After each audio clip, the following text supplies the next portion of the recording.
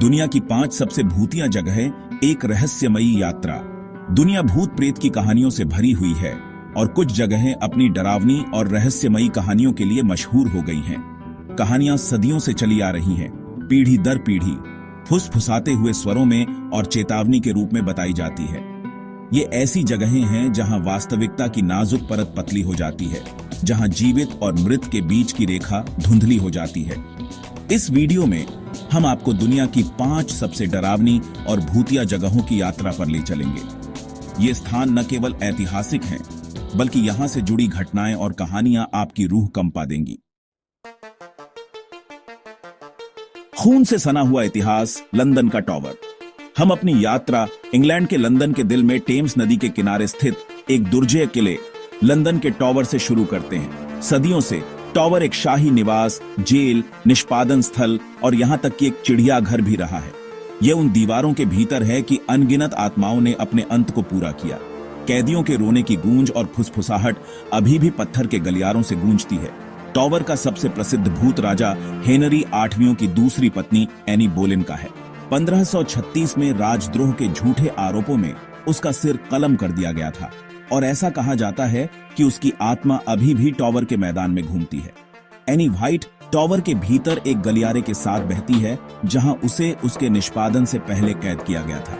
उसकी उपस्थिति एक ठंडी हवा के साथ है, जो आपके दिल के माध्यम से एक कंपी भेजती है। युवा राजकुमारों एडवर्ड और रिचर्ड की दुखद कहानी, जो अपने चाचा रिचर्ड तृतीय द्वारा टॉवर में कैद होने के बाद रहस्यमय परिस्थितियों में गायब हो गए थे, सदियों से कल्पना को जकड़े हुए हैं। लड़कों के भूतों को हाथ पकड़े हुए उनकी जेल की तलाश में टॉवर के चारों ओर घूमते हुए देखा गया है। उनकी युवा हंसी की गूंज हवा को भर देती है। एक और दुखद आत्मा जो लंदन के टॉवर को नहीं छोड़ सकती है, वह है लेडी जेन ग्रे, जिसे केवल 9 दिनों के लिए इंग्लैंड की रानी होने का दुर्भाग्य का सामना करना पड़ा था। 1554 में 17 साल की छोटी उम्र में उसे राजद्रोह के आरोप में सिर कलम कर दिया गया था। उसके भूत को अक्सर टॉवर ग्रीन के चारों ओर घूमते हुए देखा जाता है, जहां उसे मार डाला गया था। आगंतुकों ने बताया है कि हवा में गुलाब की हल्की गंध महसूस होती है, क्योंकि उसकी भूतिया आकृति गुजरती है। लंदन के टॉवर के कर्मचारियों और आगंतुकों द्वारा असामान्य गतिविधि, अस्पष्टीकृत शोर और ठंडी हवाओं की अनगिनत रिपोर्टों के साथ यह स्पष्ट है कि यह ऐतिहासिक किला अतीत के अवशेषों से संतृप्त है। आत्माओं का जंगल, जापान का ओकिगाहारा। हमारी भूतिया यात्रा हमें जापान के दिल में ले जाती है, जो प्रतिष्ठित माउंट फूजी के आधार पर स्थित एक स्थान पर है। ओकिगाहारा जंगल, जिसे आत्महत्या वन के रूप में भी जाना जाता है। इस घने जंगल की भयावह सुंदरता अपने ऊंचे पेड़ों और हरे भरे हरियाली के साथ एक अंधेरे और परेशान करने वाले इतिहास को छुपाती है। जैसे ही आप ओकिगाहारा के हरे भरे इलाकों में जाते हैं, हवा में एक अलग ठंडक होती है। पेड़ों के माध्यम से सूरज की रोशनी छिटकती है, लंबी भयावह छाया डालती है। यहां एक भारी सन्नाटा है, जो पक्षियों के चहचहाने या जंगल के जीवों के सामान्य आराम से रहित है। सदियों से ओकिगाहारा अनगिनत आत्महत्याओं से जुड़ा हुआ है और ऐसा कहा जाता है कि जो लोग अपनी जान लेने के लिए इस जंगल में भटकते हैं, उनकी आत्माएं हमेशा के लिए इसके भीतर फंस जाती हैं। स्थानीय किंवदंतियों के अनुसार युरेई के रूप में जानी जाने वाली क्रोधित आत्माएं पेड़ों के बीच दुबक जाती हैं। आगंतुकों ने अजीबोगरीब घटनाओं की सूचना दी है, जैसे कि अचानक तापमान में गिरावट, अस्पष्टीकृत फुसफुसाहट और आवाजें, और एक अदृश्य उपस्थिति की भावना जो उनका पीछा करती है। कुछ लोगों ने दावा किया है कि इलेक्ट्रॉनिक उपकरण खराब हो जाते हैं या पूरी तरह से विफल हो जाते हैं। कहा जाता है कि जंगल के भीतर एक गहरी उदासी और निराशा बसती है। जंगल के फर्श पर व्यक्तिगत सामान, कपड़े और पत्र बिखरे हुए हैं, जो उन लोगों की दुखद याद दिलाते हैं जो पहले आए थे। समय के साथ जंगल ने अपनी भयावह प्रतिष्ठा को अपना लिया है। इसकी भयावह प्रकृति के बावजूद ओकिगाहारा एक अजीबोगरीब सुंदरता भी रखता है। यह एक ऐसा स्थान है जहां जीवन और मृत्यु का सामना होता है, जहां जीवित और मृत के बीच की रेखा धुंधली हो जाती है। ओकिगाहारा हमारी अपनी मृत्यु दर और उन अदृश्य शक्तियों की याद दिलाता है जो हमारे चारों ओर की दुनिया को आकार देती हैं। चैप्टर 3, दी शाइनिंग से प्रेरित दी स्टेनली होटल। हमारी यात्रा हमें संयुक्त राज्य अमेरिका के कोलोराडो के राजसी रॉकी पर्वत में ले जाती है। जहां एक भव्य मील का पत्थर खड़ा है जो अपनी भव्यता और रीढ़ द्रुतशीतन मुठभेड़ों दोनों के लिए जाना जाता है। दी स्टैनली होटल, एक सदी पुराना प्रतिष्ठान, ने अनगिनत मेहमानों की मेजबानी की है। 1909 में खोले गए स्टैनली होटल को लंबे समय से असाधारण गतिविधि का केंद्र माना जाता है। यह होटल स्टीफन किंग के प्रतिष्ठित हॉरर उपन्यास दी शाइनिंग के लिए प्रेरणा के रूप में भी प्रसिद्ध है। किंग अपनी पत्नी के साथ 1974 के पतझड़ में होटल में अकेले मेहमान थे।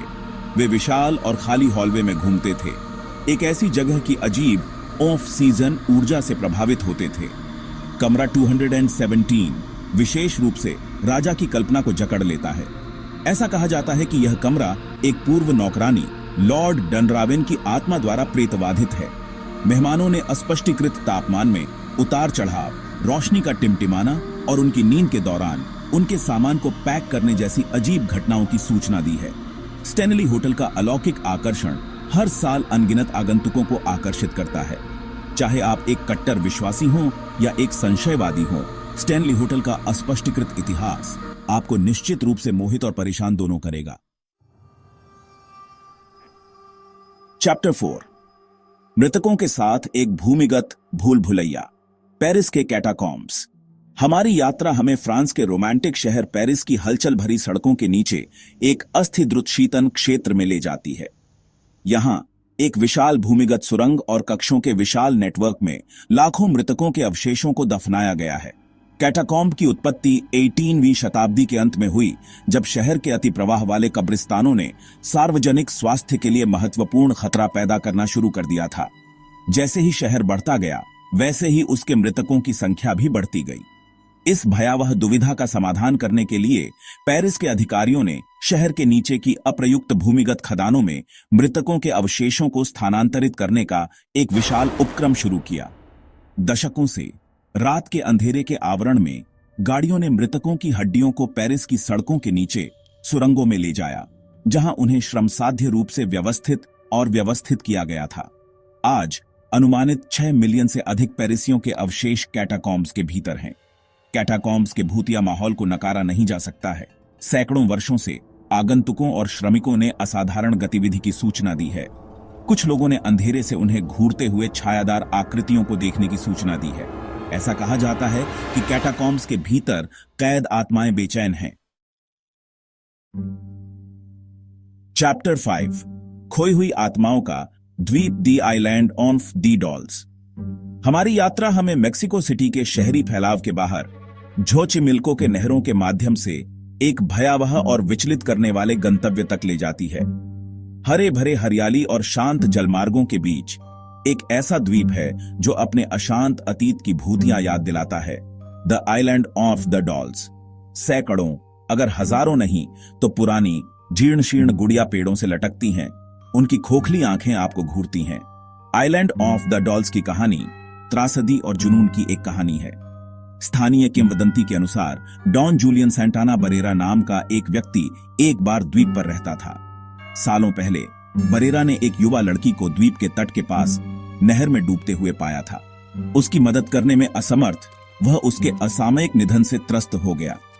समय के साथ बरेरा को यकीन हो गया कि लड़की की आत्मा द्वीप पर रहती है और उसे खुश करने और उसकी रक्षा करने के प्रयास में उसने पेड़ों पर गुड़िया लटकाना शुरू कर दिया। दशकों तक बरेरा ने परित्यक्त गुड़ियों को इकट्ठा किया। बरेरा की मृत्यु 1962 में उसी नहर में हुई थी जहां उसने युवा लड़की को पाया था।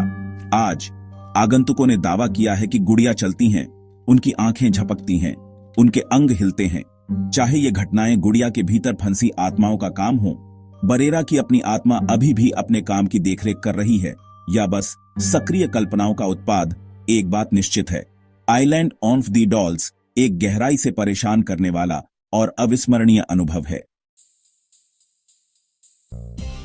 इन जगहों का आकर्षण, इन भूतिया स्थानों की कहानियां इतिहास और अलौकिक के मेल का अनुभव कराती हैं।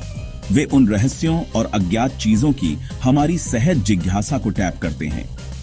चाहे आप आत्माओं पर विश्वास करते हो या नहीं, इन जगहों पर जाना एक ऐसा अनुभव है जो आपकी हिम्मत को चुनौती देगा। यह उन कहानियों पर सवाल उठाने के लिए मजबूर करता है जो हमें बताई गई हैं। इतिहास जो हम जानते हैं और वास्तविकता की प्रकृति पर ही सवाल उठाते हैं। तो क्या आप इन जगहों पर जाने की हिम्मत करेंगे? हमें कमेंट्स में बताएं और ऐसे ही और रोमांचक वीडियो के लिए लाइक, शेयर और सब्सक्राइब करें।